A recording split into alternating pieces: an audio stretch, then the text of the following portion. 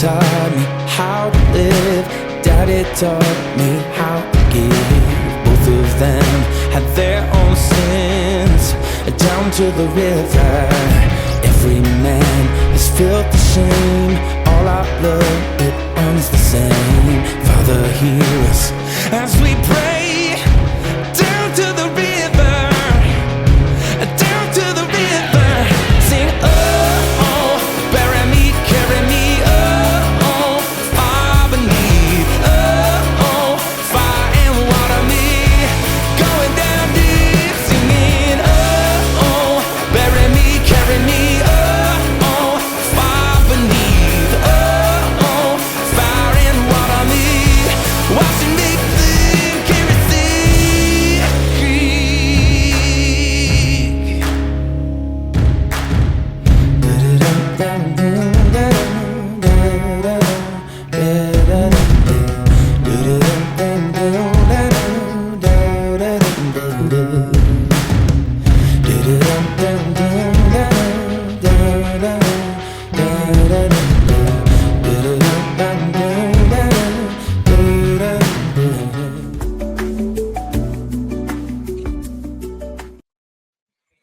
Hi, welcome to the Cryptid Wilderness Research Podcast. I am CWR team member Daniel Becker up here in Anchorage, Alaska, staring into the Arctic abyss. Joining me, as always, my fellow host from Quincy, Washington, Matt Slater. Hello. Matt, what's going on in Washington? It's cooling off finally, but the mountains are all on fire. Like most of the easy places to get to, most of the good places to get to, are currently closed by the U.S. Forest Service. Oh, okay. I'm sorry, go ahead. Yeah, they got all the mountain roads closed off. Actually, the entire highway over that central part of the Cascades is completely closed due to the Labor Mountain fire. Oh, geez. Well, the seasons are changing up here. It's going to be snowing before too long. And in fact, we were all talking about it at work yesterday, and we think the snow is going to be here early this year, probably in people are guessing like the second week of October, maybe. No. But yeah, we'll see what happens. So today, I know both of us have been really excited about this show. Darrell Denton, the Tennessee Bigfoot Man. We finally managed to get him on. We had some technical difficulties the first time we tried, but today it looks like everything's going good. So I had the distinct pleasure of meeting Darrell and his wife at the Nebraska Bigfoot Conference back in April, where we were both speakers. And I've heard him on podcasts before, but actually getting to meet him in person, and him and his wife are such nice people. And I was just enthralled by everything he was saying up there on the stage. So I've been real excited about this. Yeah, so without further ado, let's bring in the Tennessee Bigfoot Man, Darrell Denton. Hello, sir. Hey, glad to be here. So I'm honored to be here. Thanks for having me. Welcome. Yeah, it's great having you. And like I said, listening to you in Nebraska was absolutely amazing. And I want to jump right into this. So tell us about your first encounter and how that got you on this road of crypto research. Well, my first encounter was, of course, what changed my life completely.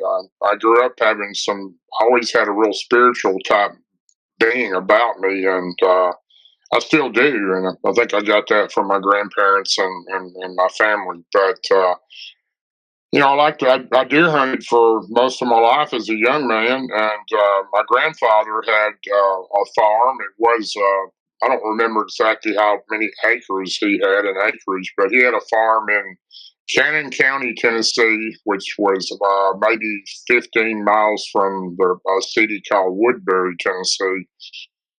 And I practically grew up there. When I lived, and when I lived there until I was about 6 years old, and with my granddad and grandma. My parents worked in town in Nashville, which was about 92 miles from where they lived, and they would stay in town all week, and I would stay with my grandparents. And my parents would come home on the weekend, and me and my granddad and grandma were super close, and worked on that farm, my granddad's farm. He was a tobacco farmer, and he raised hay, and he raised sugar cane, which he ground into sugar and molasses. And he had adjoining farms around him, and everybody in the county knew my granddad. He was super well respected, mainly because if he told you something, you could just write it down, because he was a strong ethic person. Of his word meant everything. And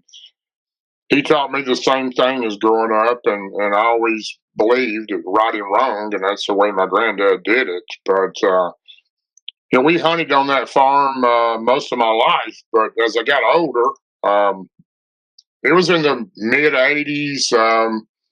All the way up to '92, I think it was about our 6th year of going up there and deer hunting, opening week of what we call black powder in Tennessee, or muzzleloader, whichever one you want to call it. It's a week long that starts on a Monday and runs through Sunday, and it's either sex hunt. You can kill a male buck or a female doe, and it's black powder only. You've got black powder, in case you're not familiar with those guns. The ones we used, it was either a bullet type shell or a mini ball, and you packed it with gunpowder and a patch, and it had a flint or a fire tip you put on it, and you basically had one shot. And some of them were very accurate, some of them weren't. But we've been hunting there at that time about 5 or 6 years, and this was in November of 1992. And we pulled up on a Sunday, which was the day before opening day, and we had tree stands built in the woods, even on some adjoining property that my grandfather's friends owned. And then we had climbing stands, and then we had ladder stands. We probably had 10 or 12 stands we could hunt out of that we had just added to over a 5 or 6 year period. Had plenty of places to hunt. But it was one of those years when I was really not into just killing a deer. I wanted a trophy to mount on my wall, and that was what I was decided I was going after that year. And we got there Sunday early. I pulled a big camper behind my truck. I think I had a 28-foot camper at that time, a real nice camper. Slept 7 or 8 people. And then my 2 buddies, one of my buddies rode with me, Cody, and then at that time my brother-in-law Jason and Scott followed us in their truck with the trailer, and we all had ATVs. The rump was on the trailer, and they followed me up, and they were familiar with the area. We pulled up next to the barn, and our granddad had a huge barn right out next to the gravel road. And this is, like I said, a very rural area. There's no paved roads; they're all gravel or dirt. And we pulled up next to the barn, and I set the camper up, plugged it up. It had electricity at the barn, and we got everything set up and got all the ATVs unloaded. And we sat around and talked a little bit, visited my granddad a few minutes, and the guys hit it out. They went to their way. They was going to find the spot they wanted to hunt for the next morning, and take whatever they wanted with them. And I went to my granddad and said, my granddad at that time was 92 years old. He looked like he was 75. He was in unbelievable health. He was still cutting wood, still raising a tobacco patch, garden. He did it all. And he said, "Well, boy, if you want a trophy," I was standing on his back porch. He pointed over to some hills back behind his place, and these are a lot of big mountains, hills, and hollows where he lived.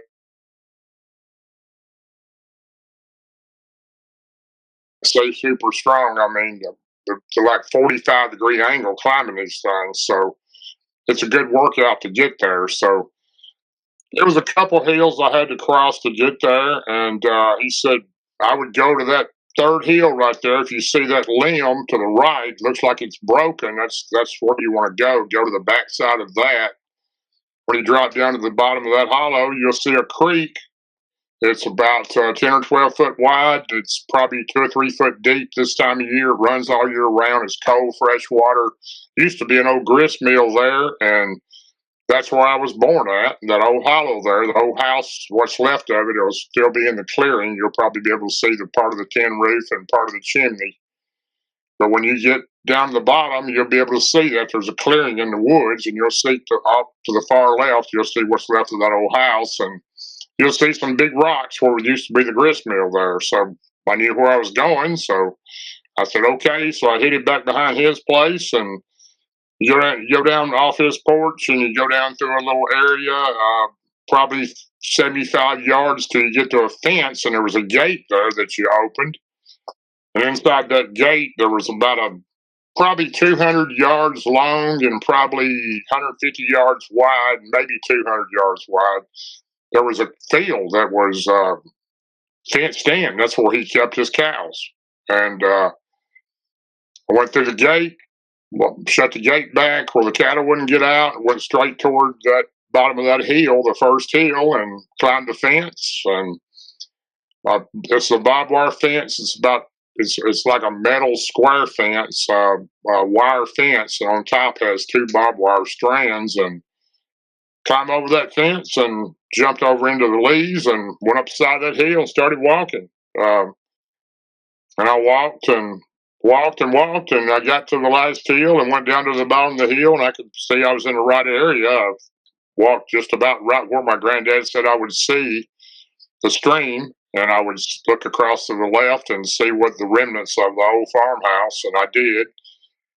Didn't see a lot of boulders, but I seen rocks where the grist mill once was, and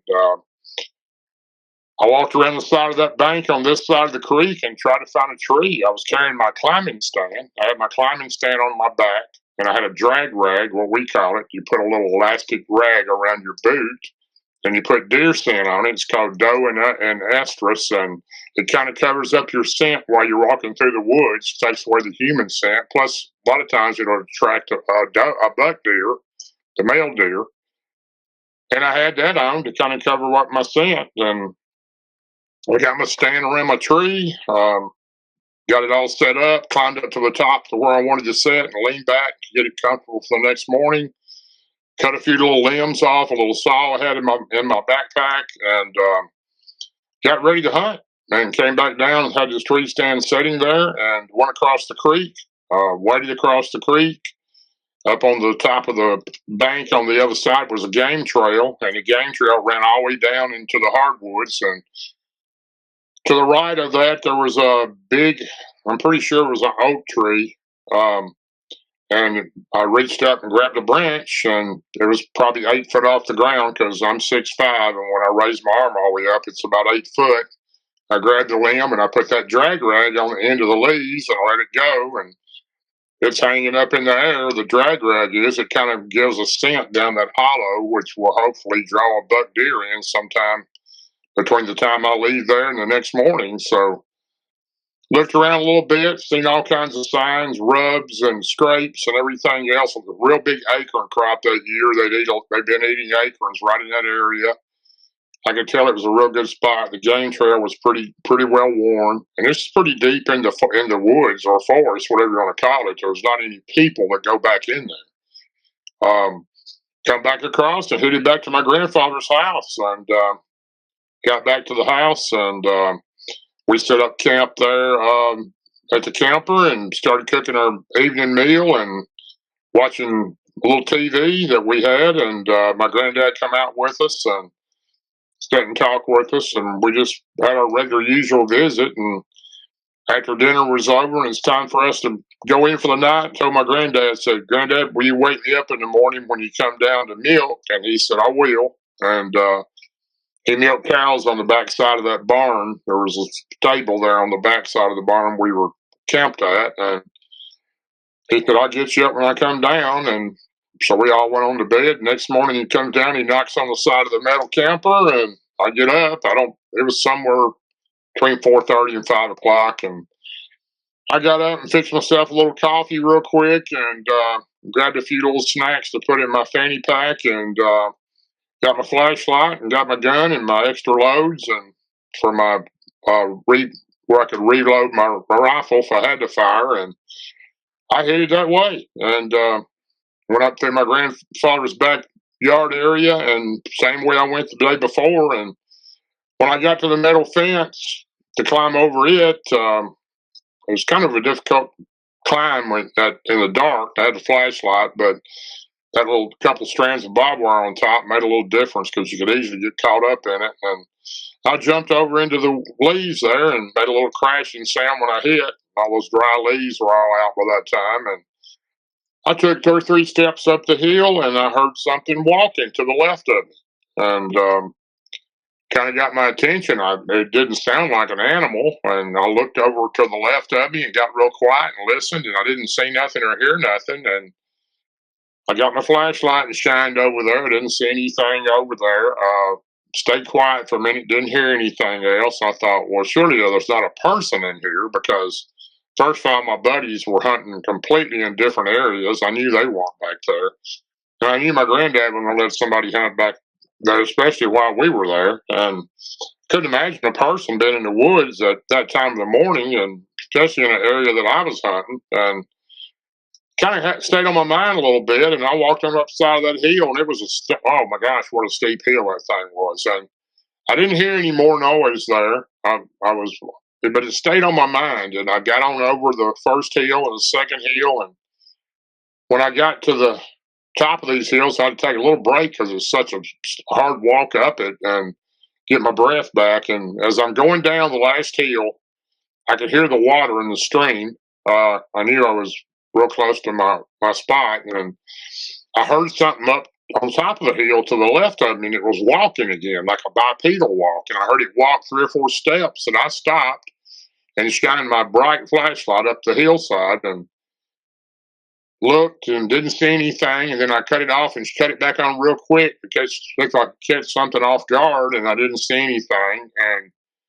But it was very strange. It stayed on my mind. It wasn't like a deer or a horse or anything that had got in there. It was more like a person walking, but it was a heavy walk. So I got on down to the bottom of the hill there and got around to my tree stand and got my feet in my climbing part of the stand and sat back in the seat and started climbing the tree. And I got up. My rope is tied to my belt, and I have a rope hanging down, and it's attached to my rifle, and it's attached to my fanny pack, which has all my extra loads and extra stuff in it, a bottle of water, some snacks, and I had binoculars in it also. And when I got far enough up to where the rope, I could feel it tighten up. I knew I was about somewhere around 28 feet up, and I leaned back, and you lean back, and it causes the blade to dig into the tree, and it was one of those good trees where it wouldn't slip.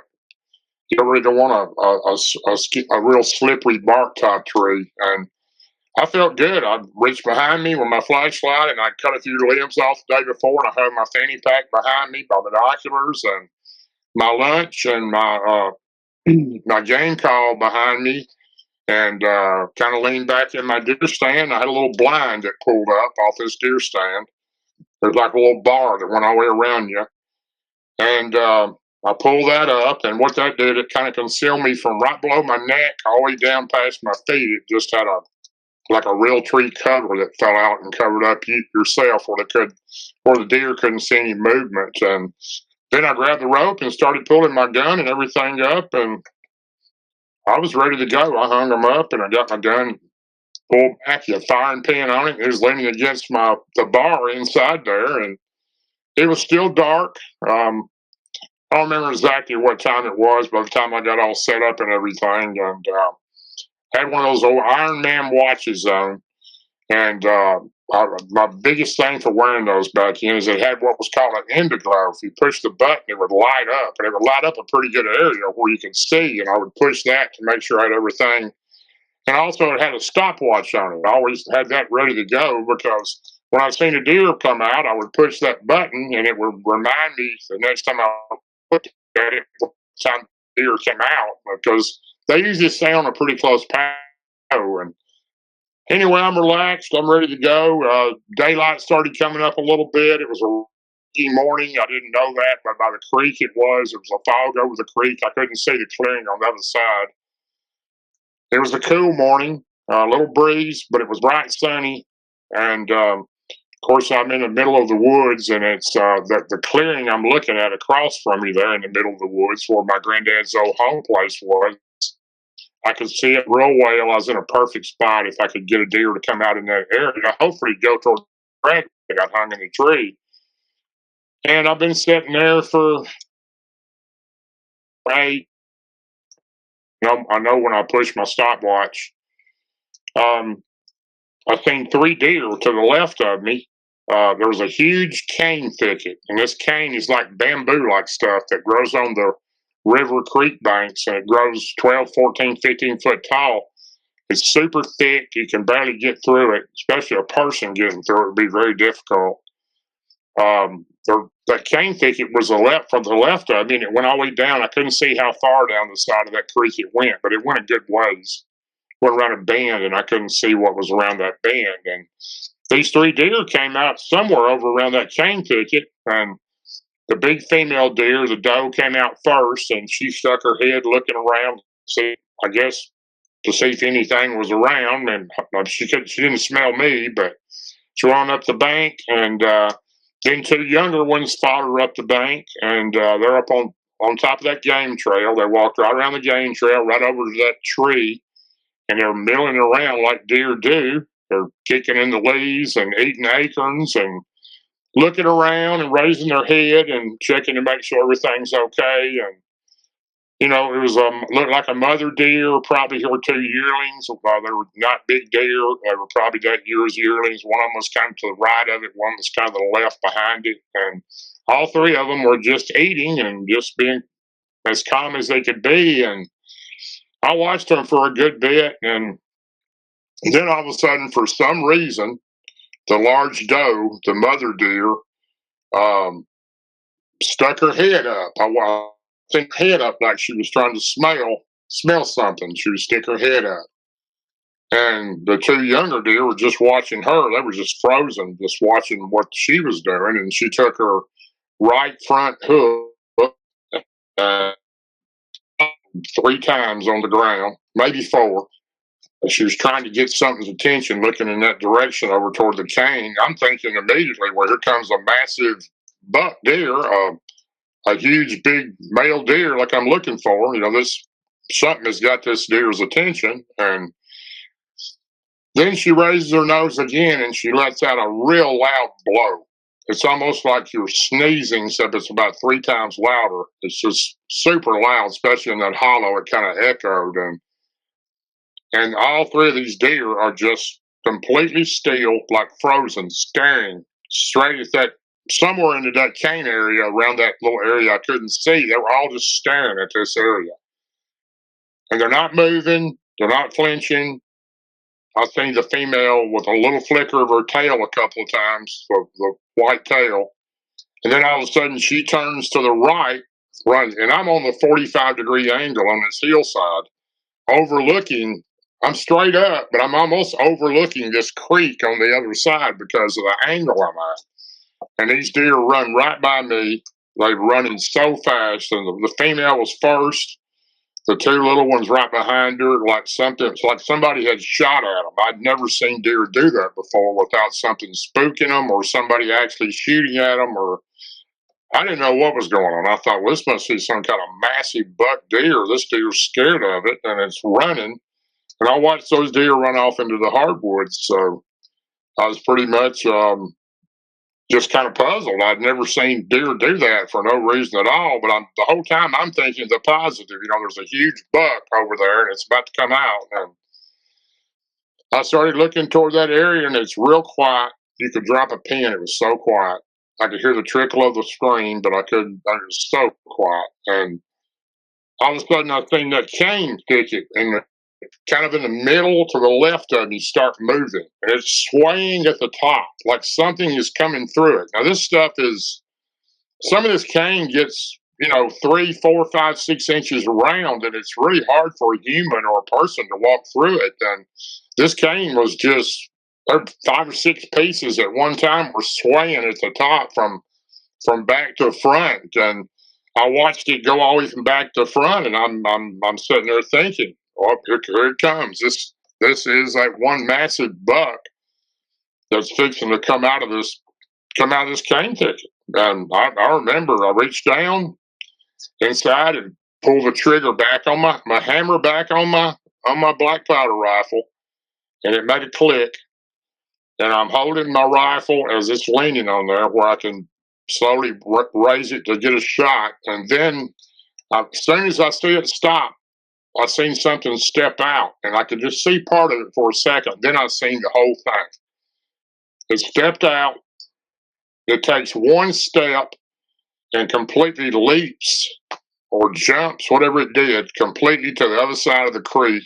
It landed on top of that game trail, and then it walked to the right all the way down. I'm up high. I'm kind of overlooking this thing. Walks all the way down to dead straight in front of me. And I'm watching this thing like, what in the world is this? What am I looking at? What is this thing? I mean, I was literally just scared to death. And I don't get scared very easy. I've been around bear, mountain lion, and crazy people in the woods that I didn't know who they were. About everything you can think of. And I'm pretty calm. I don't get scared very easy. And this thing stops on the trail, the game trail, right on top of that creek, and it turns and looks straight ahead, right in my eyes. It knew exactly where I was at. That's what I'd heard coming in. And it was not happy. First thing it did was show me its teeth, and it just gritted its teeth and showed them to me several times. Then it let out like a growl, like a real rumbling, long growl. And then it looks at me again, and it looks like it is so mad. And it's the ugliest, meanest looking thing that I've ever seen in my life. I've never seen anything that even in any picture that ever looked like this thing did. And it takes about 5 or 6 steps, and it reaches up, it grabs that limb that I had the drag rag hanging in. It pulls it down, it sniffs of it one time, then it just jerks and rips the whole limb completely out of the tree. This was not a massive limb, but it was 3 or 4 inches round at the base of the tree, which, in my opinion, took a lot of strength to do that. And then it just threw the limb down on the ground and walked 4 or 5 steps back and looked right at me again. And it just, there's no way to explain how mad this thing looked. And it was just gleaming with anger. Look at it, showing me its teeth and still the growl. And then all of a sudden it lets out this, I didn't know what to do. At this point, I was just trying to breathe. I couldn't even breathe. I was so much in shock of what I was seeing. I'm thinking, what do I do? And then I'm thinking, this thing's coming across the creek. It's going to reach up in this tree or climb up in this tree and jerk me out of it. It's going to come and get me. And that was what was on my mind. And I grabbed my rifle slowly, and I thought, well, if I shoot this thing with 150 caliber ball, I don't believe it'll kill it. And if it don't kill it, it's just going to make it that much madder at me, and then it's really going to get me. So I was debating on what to do, plus at the same time trying to breathe and thinking, oh my God, what do I do? I mean, I was just in a frantic. And then this thing lets out this scream like yell that I've never heard since. And it was so loud, I could literally feel my chest vibrate. And it vibrated all down this hollow, and it was echoing. You could hear it come back a couple of times after it got through yelling and screaming. I thought, well, this is it. This is it. This thing's coming across the creek. It's taking me out. And I made my mind up right then. I'm firing one time anyway. If it comes across that creek, I'm putting it right between his eyes. And if it don't take him out, then at least I'll fight my way the best I can. I'd already started reaching for my knife that was in my boot and thinking on what to do. And about that time, after it did the yell, it looked at me again like it was really mad at me. And then it turned and it starts walking away straight from behind where it was standing. It stopped one time. It looked back at me like it was really mad, and it kept walking. And I watched it walk into the hardwoods and disappear. Well, I was so much in a frantic that I didn't even care. I wasn't even going to try to take 15 or 20 minutes and undo my safety strap and everything else and try to go down that tree, this thing could come back. And I just unbuckled the safety strap around my waist and under my arm, grabbed my rifle, lowered the bar, and jumped out of the top of the tree. And I'm on that real steep hillside, and when I hit the ground, it was leaves, and I slid all the way to the bottom, all the way into the creek, up to my waist, and it was cold water. And I looked back, I didn't see the creature. I jumped up out of the creek, and I ran up the side of that hill as fast as I could run, looking back the whole time. And I don't think I've ever run that fast in my life. And I just kept looking back to make sure it wasn't coming. And when I got to the top of the first hill, I was so out of breath from trying to climb this hill, because it's probably a good 75 to 100 yards from the bottom of the top. And there was two more of those after this one. And when I got to the top, I had to stop and get just a little bit of air and get my breath. And then I took off downhill, and downhill wasn't nearly as bad as going uphill. And time I got halfway up the second hill, I looked back, and there it was, standing on top of the ridge, looking at me, right next to a tree. It was standing there looking at me, and I just kicked in my adrenaline more. And by the time I got to the bottom of the last hill, I kept looking back. I did not see it, and I was running as fast as I could. And I was coming downhill because I had to clear that 7-foot roughly barbed wire fence, and I decided I wasn't stopping to climb it. I was jumping it.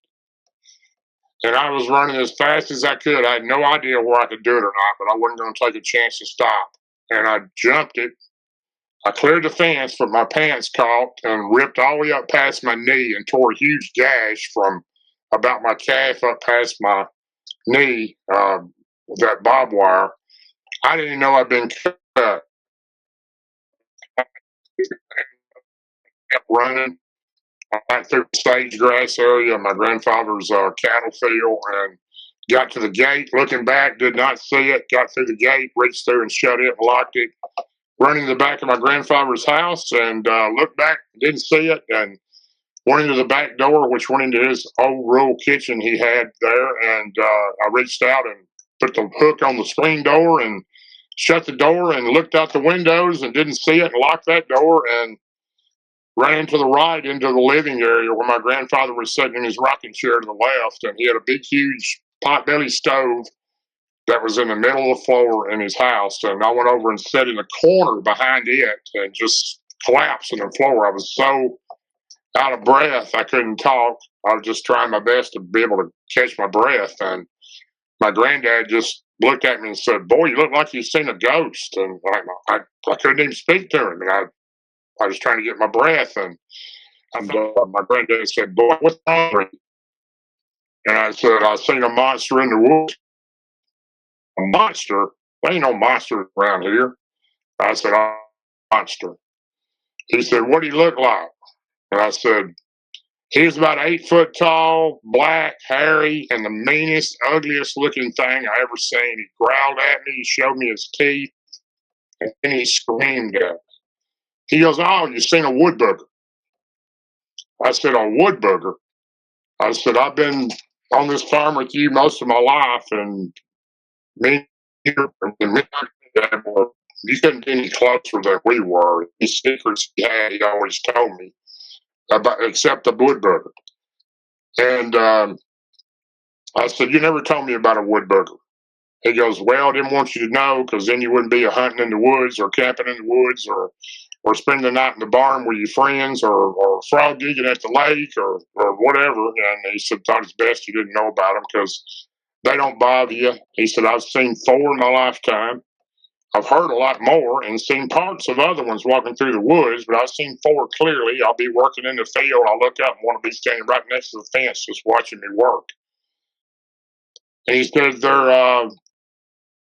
they're a territorial type creature. They don't like people in the area, and they've never tried to bother me. And I hear them yelling and screaming." And he said, "You remember those strange owls that you asked me about? That's what you heard. What we heard. It wasn't an owl." And I said, "Well, okay." And I was just kind of floored. My granddad knew about these things. He never told me about them. And he In the wintertime, they get hungry, and my granddad had been living on this property, either on this spot where we were at or right over 2 or 3 hollows his whole entire life. So he had lived in that proximity all his life. And, he had seen these creatures and he experienced them, and they knew him and he knew them, and they bother each other. And he said in the wintertime, they get hungry and they can't get food. They come to the hen house here. My granddad had a huge log hen house that he had his grandfather or whoever did it had made with logs. It was a chicken house, and had probably 50 or 60, maybe even had a lot of chickens. I don't know how many was in it for sure, but he said in the wintertime they'll come and get 3 or 4 chickens. They'll get hungry, and they'll leave a little pile of rocks and sticks like they're paying for it, and then they'll go on. They don't ever take too many, but when they get hungry, they'll come back and get a few more. And that was pretty much my story with my granddad. I was completely changed my life completely. Never been that scared in my life, and never have since. And I know a lot more about these creatures since then because I've been around other ones, and there are different kind of these species. I don't know how many different types there are. I believe I've seen what's believed to be, at least 4 different types, maybe 5. But some of them are aggressive. Some of them are not. I've never seen another wood booger. I hope I don't. But I've never been back to that spot since that day happened. And as far as I know, my stand's still there. My gear is still in the tree. It's been 30 something years now, so it's probably not there, or it's probably what's left of it. Somebody could have went down there and found it. Who knows? But changed my life forever. I didn't. Back in those days, you couldn't talk about this type of stuff. And me and my best friend Martin Groves would go to lunch, and I would tell him about it. He had never had an experience, but I was an elected official at that time. I was not a mayor, but I was a commissioner, and I spent a lot of years in elected a position in the county, and I think I did 7 terms. 4 as mayor, but. Anyway, people thought you were crazy. There was no podcasts, no radio shows, no groups. There was nobody to talk to about having an encounter like I had. And I mentioned it to my friends that day, and they said, "Oh, Big D, you've been drinking too much." Everybody called me Big D. I always have. And I said, I hadn't had anything to drink. And I just kind of let it go from there. They'd never seen anything. And I just kind of kept it to myself. And all the years went by, and, I'd quit hunting. I'd go hunting up there with them the next year, the year after that, but I didn't hunt. They went hunting. I stayed in the house with my granddad, or hung out with him, or we went somewhere and did something till they got through hunting. It was only deer hunting I did was out of my truck in one of my fields, in my granddad's field, or a field I had at my farm, my place, and I'd pull up in it and maybe hunt, and didn't do very well that way, but I wasn't going in the woods. So that's pretty much my first encounter, and it was definitely life-changing. It put me on a whole different way of life that I never thought I'd be in.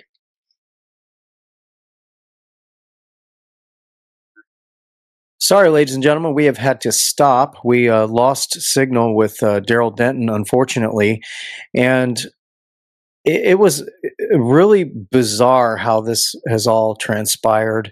Yeah. Because the signal was fine until he would get to key points in what he was saying, and then all of a sudden that's when the interference would come. And Matt, if I remember correctly, we have not, while I understand some things are technical, we haven't experienced anything like this before that I recall. Not at this level, and not something that's been seemingly directed at the important points of information. Like you were saying, like talking about mundane stuff, walking through the woods, getting to the hunting spot, talking about fishing, not a problem. Gets to the point to where there's important information as part of the story, signal drops. And he looked like he was at home on a strong Wi-Fi signal. Yeah, but no weather impacts. No, sunny day. I asked him. Yeah, and I don't say this lightly, but it doesn't look like a coincidence. No. It doesn't look like a coincidence. So what we'll do is we'll get back with Darrell and reschedule so we can continue. He has such amazing stories, and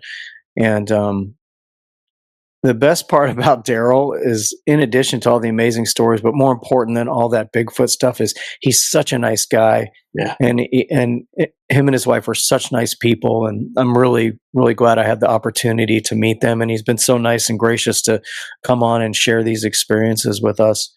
But yeah, I'm just not convinced that this was accidental, Matt. It didn't seem like it. Not to me. So that's what we'll do. We will get Darrell rescheduled. We'll give this another shot and salvage what we can from the initial recording. But yeah, so we will have Darrell Denton, Tennessee Bigfoot Man, back on once again. Hopefully things will go much smoother. And for those of you who have been watching, thank you for your patience. And for myself, Daniel Becker up here in Anchorage, Alaska, for Matt down there in Quincy, Washington, we will catch you next time. Thanks for watching.